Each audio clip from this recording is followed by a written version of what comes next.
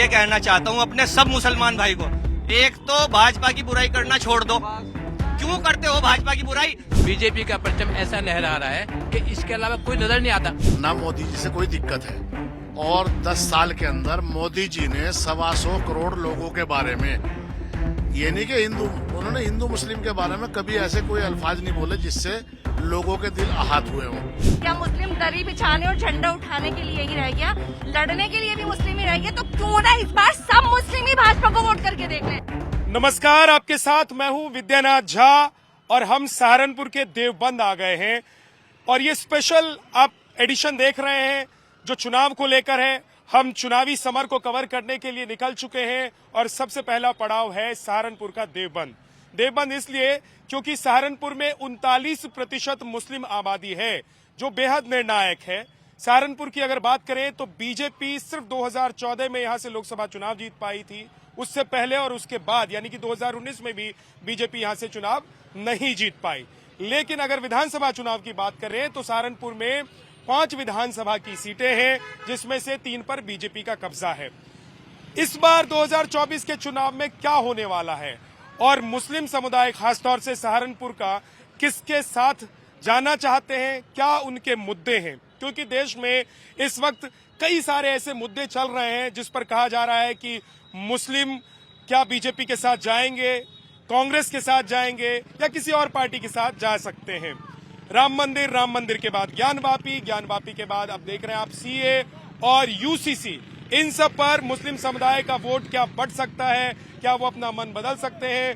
देवबंद से दारुल उलूम जो यहाँ पर विद्यालय है उसके ठीक बाहर हम मौजूद हैं और देखिए बड़ी संख्या में हमारे साथ मुस्लिम समुदाय के लोग मौजूद हैं। हम आप लोगों से बात करना चाहेंगे और समझना चाहेंगे कि यहाँ देवबंद की अगर हम बात करें, सहारनपुर की बात करें, तो आप लोग क्या सोचते हैं 2024 के चुनाव को लेकर, मोदी जी को लेकर, योगी जी को लेकर? क्या नाम है आपका? मेरा नाम खलील खान है और मैं आपको बता दूं 2024 का जो इलेक्शन सामने हमारे आ रहा है इस वक्त में, हालात ये हैं कि इस हर हाल में जो पोजीशन सामने नजर आ रही है बीजेपी की ही नजर आ रही है, क्योंकि इससे पहले हमारे विधायक देवबंद के बीजेपी के हैं, उससे पहले बीजेपी के बने हैं। तो हम ये मानते हैं कि मतलब यहाँ जो है बीजेपी का जो है मतलब अच्छा खासा भारी रहेगा। लेकिन एक चीज बताइए, लोकसभा चुनाव में बीजेपी सिर्फ एक बार जीती 2014 में और उसके बाद 19 में भी हार गई। अभी तो कह रहे हैं कि कई सारे मुद्दे हैं, यूसीसी का मुद्दा है, राम मंदिर बन गया है, इधर ज्ञान वापी को लेकर अरशद मदनी यहाँ के जो प्रिंसिपल हैं, जो डीन हैं, वो कह रहे हैं कि भाई कानून की धज्जियां उड़ रही हैं, मुसलमानों के साथ ज्यादती हो रही है। तो आप लोगों का मन क्या इन सब चीजों को लेकर बदलता है? आप लोग क्या सोचते हैं? नहीं, हम तो सिर्फ भाई वो तो बड़ी तोप हैं, बड़े लोग हैं, वो तो जो बात सोचते हैं वो बिल्कुल सही कह रहे हैं, उनकी कोई हम गलत नहीं कह रहे। लेकिन हालात ये हैं कि देवबंद में नहीं बल्कि पूरे ऑल इंडिया में बीजेपी का परचम ऐसा लहरा रहा है कि इसके अलावा कोई नजर नहीं आता। 80 सीटें हैं लोकसभा की उत्तर प्रदेश में और कहा भी यही जाता है और ये है भी दस्तूर कि जो उत्तर प्रदेश को जीतता है, उत्तर प्रदेश के रास्ते ही दिल्ली पहुंचना आसान होता है। चाचा, आपका नाम क्या है? सलीम अहमद उस्मानी। उस्मानी साहब, ये बताइए कि इधर अरशद मदनी जी हैं, है ना, क्योंकि आप लोगों की देवबंदी जो विचारधारा है, सुन्नी मुसलमान दुनिया भर में जो हैं वो उसको फॉलो करते हैं, आप लोग भी फॉलो करते हैं। तो आप लोग अरशद मदनी जी की जो बातें आती हैं उसके साथ आप लोग रहेंगे, आप लोगों की विचार कुछ और है यूसीसी को लेकर या जो भी ऐसे मुद्दे जो बताए जाते हैं कि हिंदू मुसलमान के? देखिए, यूसीसी हो, एनआरसी हो, सीए हो, हम उस मामले में पूरी तरीके से 100% अरशद मदनी और महमूद मदनी के साथ हैं, उनके खिलाफ नहीं जाएंगे।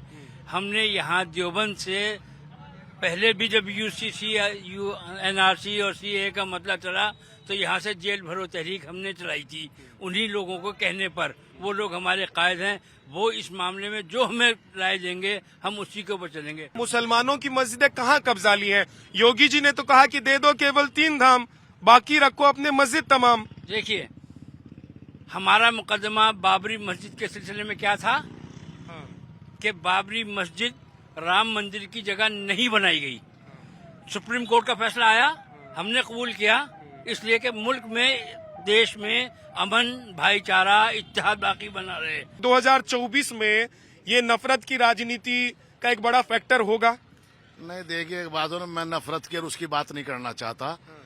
ना मोदी जी से कोई दिक्कत है, और 10 साल के अंदर मोदी जी ने 125 करोड़ लोगों के बारे में, ये नहीं कि उन्होंने हिंदू मुस्लिम के बारे में कभी ऐसे कोई अल्फाज नहीं बोले जिससे लोगों के दिल आहत हुए हों।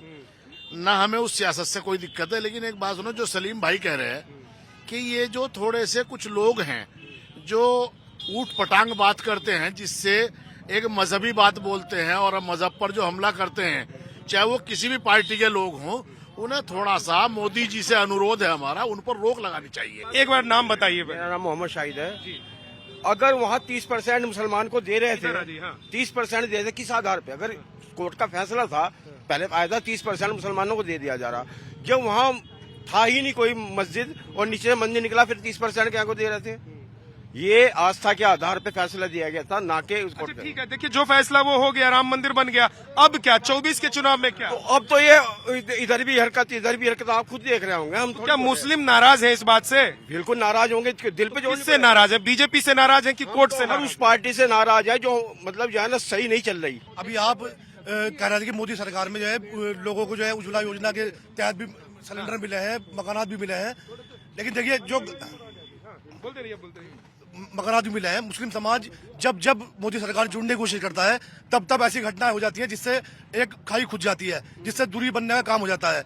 एक जो घर का बड़ा होता है, जिम्मेदार होता है, मोदी सरकार है जो मतलब बड़े हैं वो मालिक, जब तक जो उनके छोटे संगठन हैं, जो बजरंग दल जैसे, विश्व हिंदू परिषद जैसे, जब तक उन लोगों पे वो बैन नहीं लगाएंगे, सख्ती नहीं करेंगे, जब तक आप मुसलमान कैसे जुड़ पाएगा? एक चीज मैं आपको बता दूं, न तेरा है न मेरा है, हिंदुस्तान सबका है, नहीं समझे अगर तो नुकसान सबका है। तो ये कौन नहीं समझ रहा है? जो बड़े हैं वो जिम्मेदार है। देखिए हम वो बहुसंख्यक हैं, हम अल्पसंख्यक हैं, हम यानी कि हम उनके छोटे हैं, उनका जिम्मेदारी हमारे लिए ज्यादा बनती है। नाम बताइए। मेरा नाम जमाल नासिर, महासचिव उत्तर प्रदेश भारतीय किसान यूनियन। वाह, आप ये देखिएगा, तो आप लोगों ने एकदम आंदोलन कर दिया, लोग परेशान। अब आप ये देखिए परेशान क्यों हैं? जब आपने किसानों से वादे किए थे, हम आपके लिए ये करेंगे, मोबाइल को साइलेंट कर दीजिए, हम आपसे ये करेंगे, आपके लिए वो करेंगे, और कुछ भी तो नहीं किया। जो वादे किए थे एक भी वादा पूरा नहीं किया, आज तक गन्ने का पेमेंट नहीं हुआ, तो किसान को तो बिल्कुल खून किसानों की सबसे बड़ी पार्टी बीजेपी के साथ हाथ मिला गई। देखिए वो पार्टी नहीं है, वो पर्सनली है, बहुत बड़ी पार्टी तो वहाँ जंग लड़ी है अपने असूलों के लिए। अच्छा, जंग लड़ रहे हैं बॉर्डर पे। मैं एक सेकंड, देखिए बाकी लोग भी रह जाएंगे। भाई साहब, आप अपना नाम बताइए। इंजीनियर मोहम्मद अनवर। इंजीनियर मोहम्मद अनवर, हाँ, आराम से, थोड़ा आराम से। तो क्या है 24 के चुनाव में, क्योंकि बहुत सारी चीजें अभी आ गई हैं, है ना? एक तरह से क्लियरिटी ये भी है कि यूसीसी भी आएगा ही आएगा, आज आए कल आए, उत्तराखंड में आ गया, सीए है, उसके बाद मंदिर है, मथुरा काशी है। क्या आप लोगों के मन में चल रहा है? देखिए, मैं सब लोगों को एक बात बताना चाहता हूँ, हमारे मुस्लिम समाज के अंदर एक चीज जो सबसे ज्यादा इम्प्रेंट है कि हमारे यहाँ लोग सेंटिमेंट्स में, जज्बात में एकदम बह जाते हैं, और जज्बात में बहने के बाद जो असली हकीकत मुद्दा होता है उससे हट के बात करते हैं। मैं उन जो लोग यहाँ पर बैठे खड़े हुए इस टाइम जो हैं, वो राम मंदिर का या जो है वो हल्द्वानी के अंदर जो हुआ है उसका जो कह रहे हैं, इस बात को विरोध कर रहे हैं। देवबंद के अंदर और पूरे यूपी के अंदर 3.5 लाख मसाजिद हैं। उन 3.5 लाख मसाजिद में से देवबंद के अंदर 2 मस्जिदें ऐसी हैं जिनमें मंदिर और मस्जिद की दीवार एक है। वहां पर कोई कॉन्फ्लिक्ट नहीं है, वो किसी तरह का कोई संघर्ष नहीं है, किसी तरह का कोई पोजीशन नहीं है, कोई किसी तरह का ऑब्जेक्शन नहीं कर। मैं ये कहना चाहता हूं कि अगर एक क्रिमिनल मुसलमान को कहीं गोली मार दी जाए किसी विदेश में, तो यहाँ का मुसलमान कहेगा कि यार ये तो पार्शलिटी कर दी। उसको ये नहीं देखेगा कि उसका ओवरऑल रिकॉर्ड क्या है, वो एक क्रिमिनल है जिसको गोली मारी गई। एक मिनट, आपके बीच में कोई नहीं बोला। मैं आपसे जो बात कह रहा हूं, हमें जमीनी हकीकत जो मालूम है, हमें जमीनी हकीकत ज्ञानवापी के बारे में जो मालूम है वो ये है कि का भी परसों मुरासला था, उस पर यह था कि वो लीज पर ली हुई जगह है गवर्नमेंट से, और उस पर उन्होंने मस्जिद बनाई थी। उसके बाद गवर्नमेंट ने अगर उसको डेमोलेशन किया है तो कोर्ट पर या कोर्ट में आइए ना, कोर्ट में जवाब देना है उसको, जिसने डेमोलेशन किया है वो उसके सवाल होगा। हम कौन होते हैं कोर्ट के फैसले से पहले बोलने वाले? आपका क्या नाम है? इरम उस्मानी। अच्छा, इरम जी, ये बताइए कि इन्होंने कहा कि क्योंकि 10 साल में मोदी सरकार ने किसी को कुछ नहीं दिया है ना? दूसरी बात यह है कि अभी 24 का चुनाव है, मैं 24 के चुनाव पर ही लोगों का मत जानने की कोशिश कर रहा हूं। आप लोगों का मत क्या है? क्या यूसीसी, राम मंदिर, काशी, मथुरा, ये सब मुद्दा है या कुछ और मुस्लिम समाज का मुद्दा है महिलाओं का? सबसे बड़ी बात तो पहले यह है कि एक काम करें, गवर्नमेंट जो मुस्लिम्स हैं उन सबको वोटर लिस्ट से बाहर कर दें। बाहर कर दे। बाहर ही कर दें। ना तो हमारे यहाँ से कोई सीट के लिए लड़ेगा, ना कोई कैंडिडेट खड़ा होगा, ना कोई वोट डालेगा, क्योंकि चुनाव सिर्फ हिंदू मुस्लिम पे होता है। या तो एक बात यह है, दूसरी बात यह है कि हम सब मिलके इस बार भाजपा को ही वोट कर देते हैं, क्योंकि अद भी वो भाजपा को जाना है, पद भी भाजपा को जाना है, पहली बात। दूसरी बात एक ये सुनिए आप कि अगर हम मुसलमानी क्यों दुश्मनी लें, जब भी चुनाव आता है हमें कोई भी पार्टी उठा के ले जाती है। कौन कौन सी ले जाती है? भैया कोई भी आती है जिसका भी वो झंडा बुलंद होता है हम उठाए फिर रहे हैं, कभी समाजवादी का झंडा, कभी कांग्रेस का झंडा। क्या मुस्लिम दरी बिछाने और झंडा उठाने के लिए ही रह गया? लड़ने के लिए भी मुस्लिम ही रह गया? तो क्यों ना इस बार सब मुस्लिम ही भाजपा को वोट करके देख लें। बीजेपी भी तो यही कह रही है कि इस 65-70 साल से सिर्फ पंचर वाला बना के रखा है। 1 मिनट आ रहा हूँ, पंचर वाला बना कर रखा है, तो आप लोग अभी तक बदलना नहीं चाहते हैं या बदलेंगे नहीं? कह रही हूँ, मैं तो सबसे कह रही हूँ ना, जब 10 साल हम लोगों ने झंडे उठाए, दरी उठाई, अभी हल्द्वानी वाला मुद्दा हुआ, तो आप मुझे ये बताइए कौन सी पार्टी बोली है? सिर्फ हम लोग वोट के टाइम पर ही क्यों यूज होते हैं? आप आइए, आपका स्वागत है भाजपा में, हम आपका स्वागत करेंगे, वेलकम। हमारे तहे दिल से हम आपका इस्तकबाल करेंगे भाजपा में। आप आइए, हम आपका इस्तकबाल करेंगे, बिल्कुल। और मैं आपसे ये बताना चाहता हूँ कि मोदी सरकार पर जो अभी आपने एक इल्जाम आयद किया कि एक नौकरी नहीं मिली, इस 2021 के अंदर मैं बताता हूँ 55 मुसलमान सबसे पहली बार हिंदुस्तान के अंदर IAS ऑफिसर बन के आए हैं।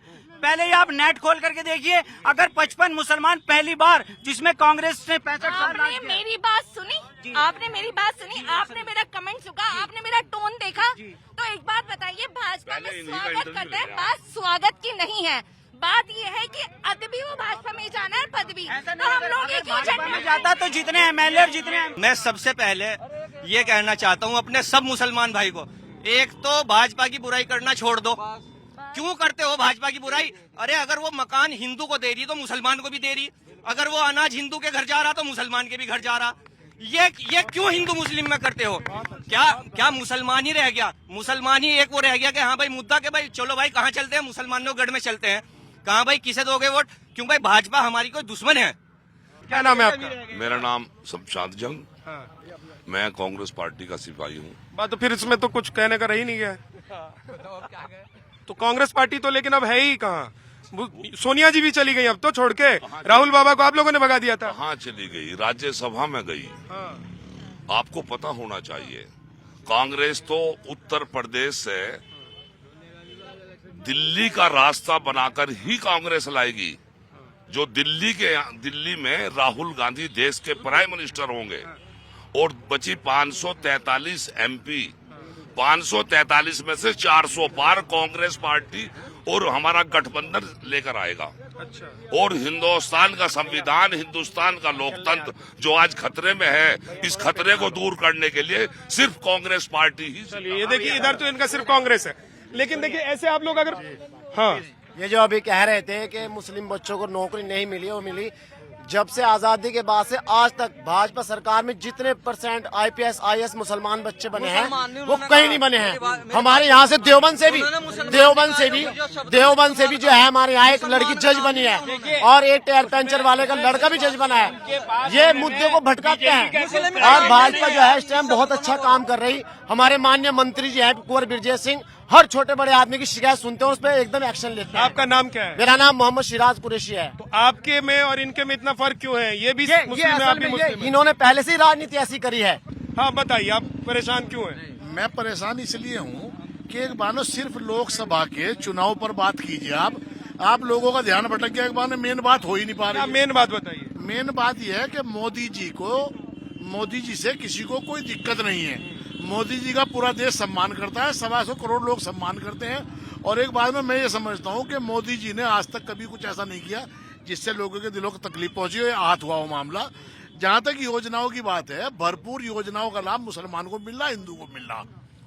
ये सब तो ठीक है, समझ में आए। तो फिर मुसलमान कहाँ है? मुसलमान तो चाहता है बीजेपी को वोट देना, लेकिन ये बीच बीच में जो मामले हो जाते हैं, जैसे हल्द्वानी का हो गया, दिल्ली का कुंज मस्जिद का मामला हो गया। एक बात सुनो, मोदी जी पूरे देश के प्राइम मिनिस्टर हैं। अगर ऐसे कोई विवादित मामले हैं, उनको बैठ करके भी सुलझाया जा सकता है, उनकी कमेटियां बनाई। तो अभी तो बोला ना, अब देखिए इतने सारे लोग कह रहे हैं कि काशी और मथुरा को बैठकर सुलझा लीजिए। तो बैठ के एक बात सुनो, जब उनकी कमेटियां बनेगी तभी तो मसले सुलझेंगे, या फिर कोर्ट के ऊपर छोड़ दीजिए। बहुत बहुत शुक्रिया, आप सभी के राय का, विचार का भी हम लोग बहुत स्वागत करते हैं।